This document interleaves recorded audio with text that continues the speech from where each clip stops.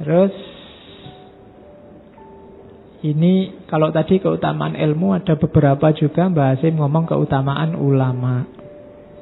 Yang jelas dunia ini masih tertib, masih berputar dalam hukumnya atas jasa para ulama. Yo alim itu kan ilmunya tidak cuma ilmu agama. Ada alim di bidang fisika, di bidang matematika, di bidang biologi. Mereka ini kan yang penyangga tertibnya dunia, orang-orang yang berilmu. Nah, katanya Nabi, dunia ini akan hancur karena lenyapnya ulama. Semakin berkurang ilmuwan, dunia ini akan semakin ruwet. Ilmuwannya berkurang, politikusnya tambah, bisnismennya tambah. Oh, itu alamat sudah dunia semakin lama semakin kacau. Karena ilmuwan tidak terlalu menjanjikan. Uangnya kecil, terus orang berlomba-lomba. Yang ilmuwan nanti masuk dunia politik atau masuk dunia bisnis. Akhirnya kita banyak kehilangan ulama, dalam tanda petik. Ulama dalam berbagai bidang.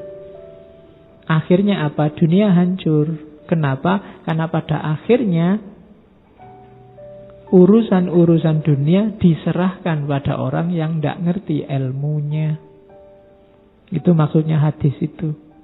Ketika urusan sudah diserahkan pada orang yang tidak ngerti ilmunya, hasilnya ya mesti rusak.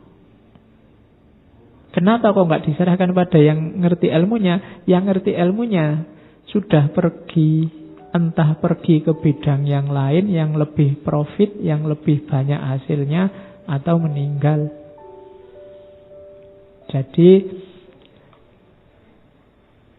ulama itu pentingnya adalah dialah yang menyelenggarakan tanggung jawab kekhalifahan di muka bumi.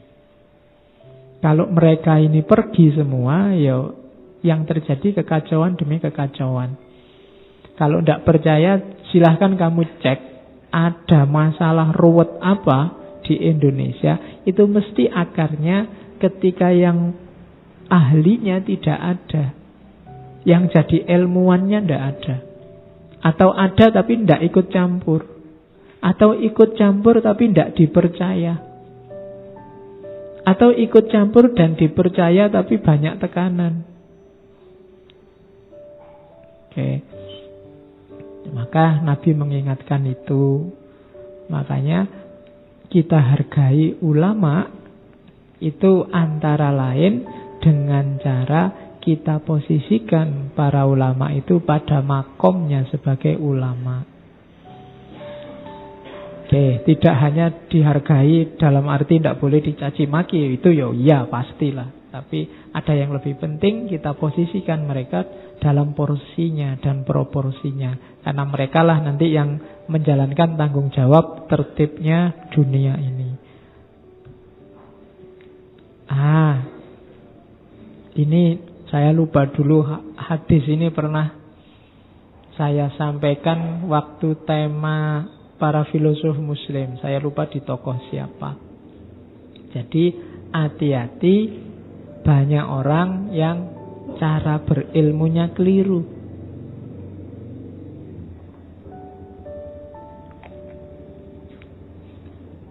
Itu peringatannya Nabi.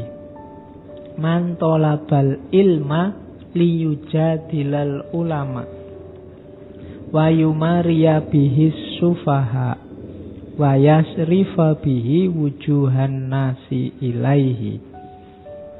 Kalau ada orang nyari ilmu niatnya 3 ini, adkholahun nar. Barang siapa mencari ilmu, tujuannya yang pertama untuk mendebat para ulama.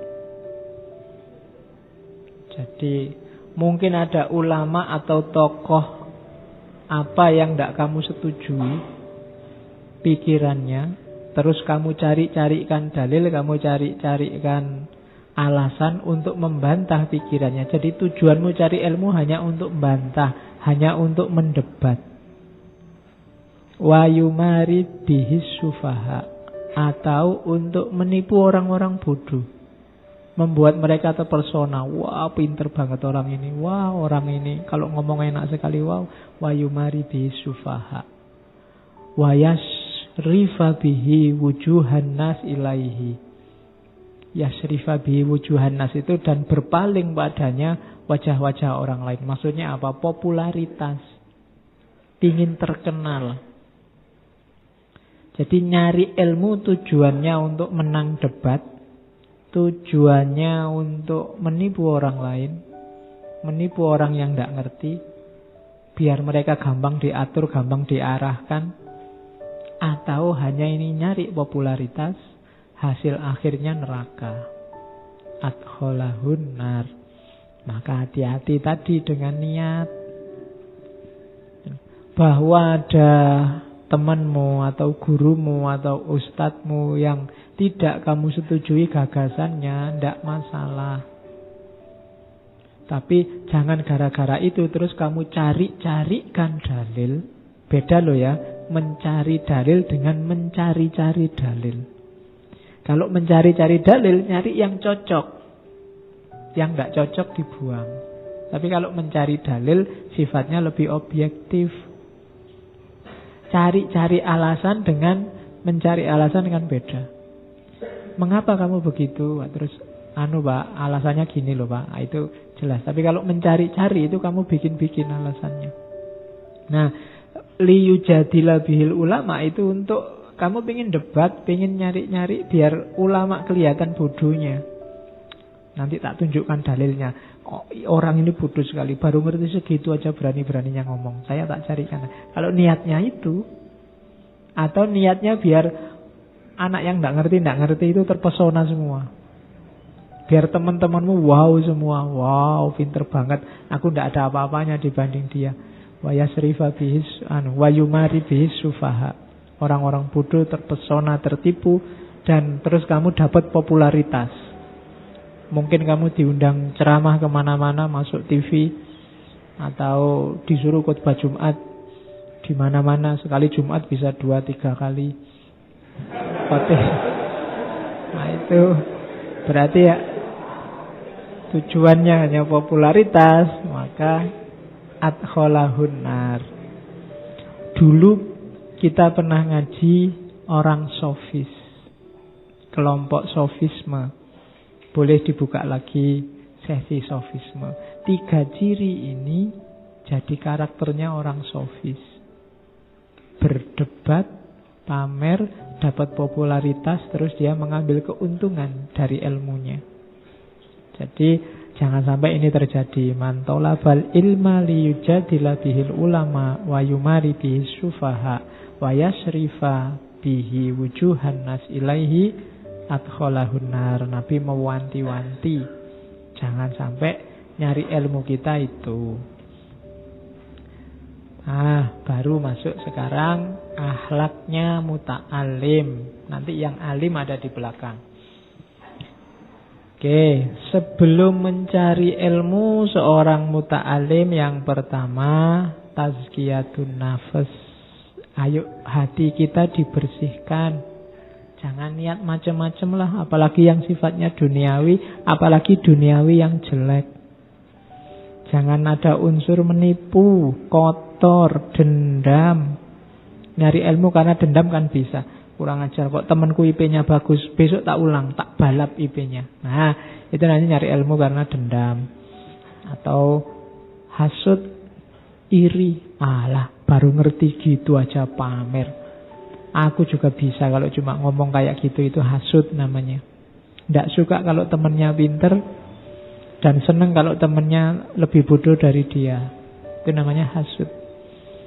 Kemudian jangan sampai untuk niat hal-hal yang tidak baik, atau budi pekerti yang tidak baik, yang jelek. Pokoknya kita bersihkan semua, terus kita masuk ke dunia ilmu. Jadi seperti saya bilang di depan, karakternya tidak dicari di tengah saat cari ilmu, tapi sebelumnya. Karakter kita harus jernih. Setelah itu baru bismillah cari ilmu lillahi ta'ala. Kalau sudah dapat, saya niat akan saya amalkan biar syariat. Islam hidup, biar hati batin terang, dekat sama Allah. Terus niatnya itu saja cukup. Sisanya biar Allah yang ngatur. Jangan tertipu oleh cita-cita duniawi.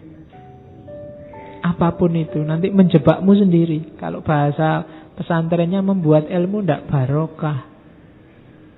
Ilmu tidak barokah itu ilmunya malah jadi sumber masalah. Hari ini kan banyak pengetahuan yang jadi sumber masalah. Jadi sumber debat, gegeran, terus jadi sumber perpecahan, jadi sumber gontok-gontokan. Nah, itu ilmunya jadi sumber masalah, tidak barokah. Biar barokah, bersihkan dari awal dirimu, kemudian isilah dengan niat lillahi ta'ala. Jadi kalau ditanya kuliah nyari ilmu. Besok kalau lulus mau jadi apa? Ya terserah Allah.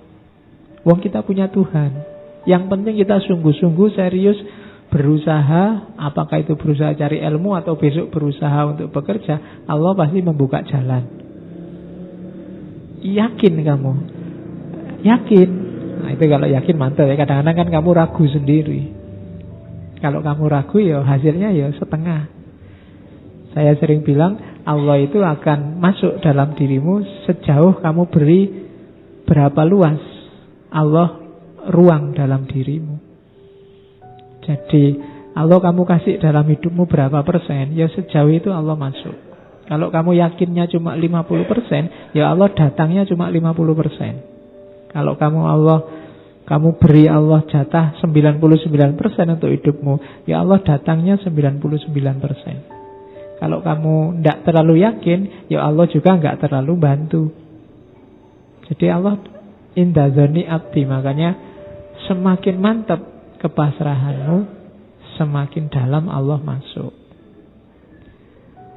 Biasanya semakin orang wawasannya luas itu tipuannya di situ. Semakin pertimbanganmu banyak kan semakin banyak hal lepas. Termasuk hubungannya sama keimanan tadi. Kamu terus mikirnya ya rasional aja lah Pak. Kita ini kan manusia. Kalau kuliah saya nilainya jelek, kemudian wajahku ya jelek, kemudian IP ku ya jelek, terus besok mau jadi apa? Kita rasional aja lah Pak, manusiawi aja lah Pak, kan ngono. Ya ilmumu sendiri yang menjebakmu jadi begitu. Bagi Allah kan tidak ada yang tidak mungkin. Saya kuliahnya filsafat Pak, besok mau jadi apa? Di lowongan manapun tidak ada, dicari. Ya kan? Dicari seorang filosof itu tidak ada. Ya kan? Saya ngertinya belajarnya ilmu tasawuf Pak. Buka koran tidak ada dicari seorang sufi. Ya, nah kerjanya apa Pak saya itu? Ya sampai segitu nanti Allah intervensi dalam hidup. Maka yakinlah, tidak usah khawatir. Jokowi pengusaha mebel bisa jadi presiden. Ya kan? Soeharto prajurit pangkatnya apa jadi presiden. Soekarno orator pejuang jadi presiden. Megawati, Ibu Megawati ya bisa jadi presiden. Gus Dur dengan karakternya bisa jadi presiden. Habibie masih kecil jadi presiden. Ya, memang orangnya kecil. Jadi tidak usah khawatir kalau urusan itu. Tugasmu cuma berusaha aja semaksimal mungkin nyari ilmu, nyari rezeki. Kalau besok kerja pasrahkan pada Allah. Allah yang ngatur. Oke, jadi nyari ilmu yang pertama bersihkan diri, niatlah yang baik. Setelah itu baru ini adab sebenarnya. Tapi di adabul alim dijadikan satu. Akhlak sama adab. Ya bahasa umumnya memang attitude, perilaku. Yang pertama, untuk membantu niat yang baik tadi, jangan menunda-nunda. Ini penyakit yang banyak kita alami sebenarnya. Tidak segera. Dikasih tugas oleh dosennya, nanti di pertemuan ke-13, ya nggarapnya malam sebelum pertemuan ke-13. Akhirnya ke susu-susu. Begitu waktunya presentasi, oh tadi malam lampunya mati ya Pak. Alasannya gitu. Terus belum di-print Pak, printer saya kok yang ngadat. Kalau pas nge-print makalah mesti ngadat Pak. Kalau yang lain enggak. Jadi enggak, kenapa kok enggak kemarin-kemarin? Kita menunda-nunda. Ada tugas nulis ya ditunda-tunda. Kalau kepepet baru senyampe-nyampeknya. Segeralah. Karena petunjuk Al-Quran fa'idha faragta fansab. Kalau kerjaanmu yang ini selesai, kamu bisa ganti yang lain segera. Dan nanti kamu akan produktif, karyamu banyak. Kalau kerjaan satu itu nggak selesai-selesai, ya sudah. Mau nulis, semangat Pak nulis. Begitu pegang laptop, terus sebentar Pak buka Facebook dulu. Ya kan? Terus baca postingannya orang, ikut ngomentari, terus buka yang lain. Loh kok ada yang bagus postingan? Akhirnya nggak situ nulis. Karena begitu. Mau baca juga begitu. Begitu lihat HP kok WA banyak yang ribut apa ini, terus nggak jadi. Jadi jangan ditunda belajarmu, urusan ilmu. Segerakan, dahulukan. Kalau sudah selesai, pengen Facebookan sebentar, main WA sebentar, monggo. Tapi tugasmu selesai, kamu bisa ganti ke tugas yang lain. Jadi nasihatnya Mbak Asim, yuk bersegera. Terus qanaah. Itu gandengannya niat lillahi ta'ala tadi, itu qanaah. Qanaah itu tidak banyak keinginan dan angan-angan. Mikirnya gak usah aneh-aneh, membayangkan yang macam-macam, wis pokoknya sinau aja. Terima aja apapun hasilnya dalam hidupmu tentang apapun. Karena biasanya kalau kamu nggak qanaah, sangat banyak hal yang bisa kamu jadikan alasan untuk tidak serius cari ilmu. Pak, ya enak temanku itu duitnya banyak Pak, bisa beli buku terus, saya nggak bisa. Alasan. Pak, ya enak dia Pak, karena kos-kosannya enak, nggak terganggu, belajarnya tenang. Saya ini kos-kosan cae kaya setan kabeh. Misalnya. Ya kan kamu sering gitu tuh mengeluh. Semua jadi alasan. Karena kamu tidak qanaah. Jadi segera dikerjakan dan qanaahlah terhadap situasimu.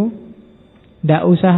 Kenapa kamu jadi mengeluh? Karena kamu ingin banyak hal yang tidak kamu miliki. Nanti kalau kamu memiliki yang kamu inginkan yang lain dan tidak ada habisnya. Kalau kayak dia enak Pak, laptopnya edisi terbaru, mau download, mau apa-apa cepet.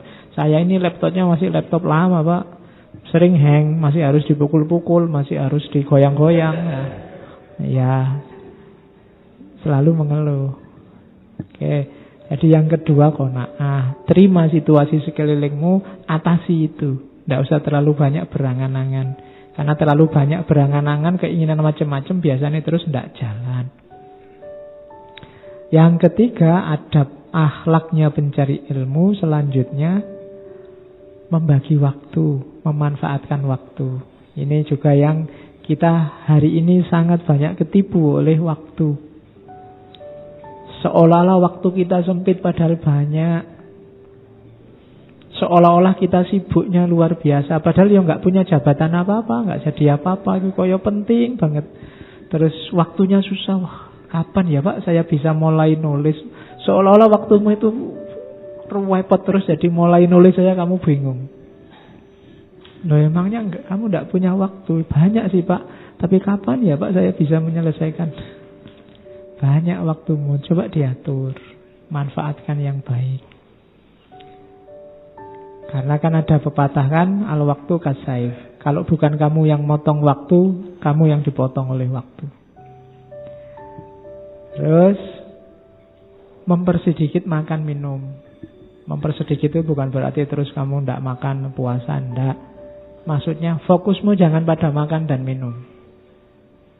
Makan dan minum secukupnya. Makan dan minum itu alat untuk mendukung, jangan jadikan tujuan.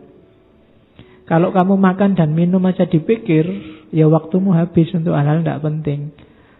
Habis sarapan sudah mikir nanti siang makan apa ya, di mana ya, ya sudah. Apalagi yang masak sendiri itu mikirnya sudah jam per jam itu mikir masak apa. Makan apa? Di warung mana? Nanti habis makan siang, wah ini siang ini makan ini, enaknya malamnya di mana ya? Nanti kalau ke sana, guys, enggak. Makan itu enggak usah dipikir panjang-panjang, waktunya makan baru mikir. Oke. Jadi enggak usah membayangkan yang aneh-aneh, ya punyanya berapa ya itu. Kalau bisanya angkringan, ya angkringan, enggak usah berangan-angan, wah ini enak kalau makannya di sana, enggak usah. Pokoknya makan jangan jadi pikiran. Makan dan minum enggak usah jadi beban. Terus makanya istilahnya mempersedikit kuantitas maupun kualitas. Biar kamu enggak sibuk di situ. Terus wirai itu jelas, menjaga diri dari tadi yang enggak jelas, yang subhat, yang bisa merusak diri kita. Kamu sendiri bisa ngerti mana yang merusak, mana yang enggak. Apalagi hari ini segala hal yang kamu pegang itu punya dua potensi, merusak atau mendukung potensimu. Kamu yang memainkan HP-mu, laptopmu, bahkan temanmu, dosenmu, kampusmu, itu bisa memainkan dua peran. Tinggal kamu milih peran yang mana. Temanmu dia bisa mendukungmu, bisa merusakmu. HP bisa mendukungmu, bisa merusakmu. Maka terapkan model wirai, jaga diri. Seorang sufi bilang caramu untuk bisa wirai adalah malulah pada Allah. Orang yang punya malu terhadap Allah itu biasanya hidupnya lebih terjaga. Kita biasanya malunya hanya pada manusia. Sama Allah kita sering tidak malu. Kita tahu Allah ngerti apapun yang kita lakukan, tapi kan kita tidak pernah malu. Kalau pas dosa, loh Allah ngerti loh kalau kamu gitu. Tenang aja, Allah kan gak cerewet. Kita lebih santai kalau Allah yang tahu. Kalau kamu bisa punya rasa malu pada Allah, malu dilihat Allah, hidupmu akan luar biasa. Tidak usah banyak orang nasihati kamu, nuntun kamu sudah otomatis tertib hidupmu. Kesadaran dan rasa malu di hadapan Allah itu luar biasa. Terus yang selanjutnya, tidak banyak tidur. Tidak banyak waktu terbuang sia-sia untuk tidur. Tidur itu normal sajalah, maksimal 8 jam. 8 jam itu sudah sepertiga umurmu dalam sehari. Sehari cuma 24. Kalau kamu tidurnya 7, 8 itu sudah. Wah saya kalau malam jarang tidur Pak. Ya podo wae, kalau pagi sampai siang kamu tidur. Total-totalannya biasanya lebih panjang malahan kadang-kadang. Jadi jangan banyak tidur. Apalagi di jam-jam produktif. Kamu sendiri yang bisa manajemen waktunya. Terus tidak terlalu asyik dalam pergaulan, bahasanya Mbah Hasim. Karena kadang-kadang pergaulan sama teman itu menghabiskan waktu. Bukan tidak boleh. Boleh, cuma jangan terlalu tenggelam di situ.